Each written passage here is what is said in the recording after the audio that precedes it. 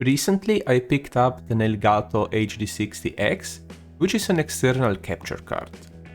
The main reason I got it is because I often make videos using older GPUs that lack or either don't have hardware encoders or they are very basic and inefficient. I had previously tried using CPU encoding, but this puts a heavy load on the CPU, resulting in an underwhelming in-game results, and in combination with gaming it requires a quite capable CPU, which we might not always have at hand. I managed to find the capture card on the second-hand market, still unopened for just €100, which is a great deal compared to the price of a new one. Inside the box you get the capture card itself, an HDMI cable, a USB-C to USB-A cable, and the packaging is plastic free, which is very nice, and I congratulate Elgato for doing this. The setup is straightforward. The capture card acts as a pass-through device sitting between your source device like PC or console and your monitor. On consoles, make sure to disable HDCP, which is a protocol that prevents from pirating signals, but for our case this is not pirating. Or else the captured device won't work. On PC it should work out of the box. You simply connect the HDMI cable from your device into the card's input port and then from the output port to your monitor or TV. The USB cable connects the card to your PC, where it will be recognized as a video input like a webcam in your recording software.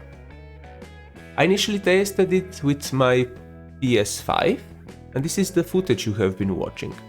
But the main reason I wanted to showcase this is to show that God of War, which on my recent review of my 10 years old PC, the game was very stuttery, but that was not the case when playing. That was just the recording looked like that. When I did test again with the capture card, I was generally surprised to see a performance improvement of over 10 FPS just by offloading the recording task, from the GPU.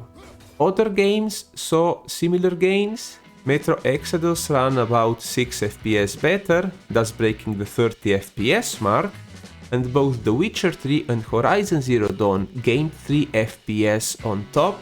You might say, but that's so little. True, but when we are talking about an average between 20 and 30 FPS, this corresponds to 10 to 15% improvement, which is a lot. And also taking in consideration that my actual GPU, the R7 was an additional 10% faster, would make quite a difference, but yeah. Unfortunately, my earlier testing with the HD7850 wasn't entirely accurate. I had assumed the GPU encoding didn't affect performance, but clearly I was wrong. It was one of those GPUs that still relied on the processing power of the GPU itself and not just the encoding engine, which came with the RX 400 series onwards.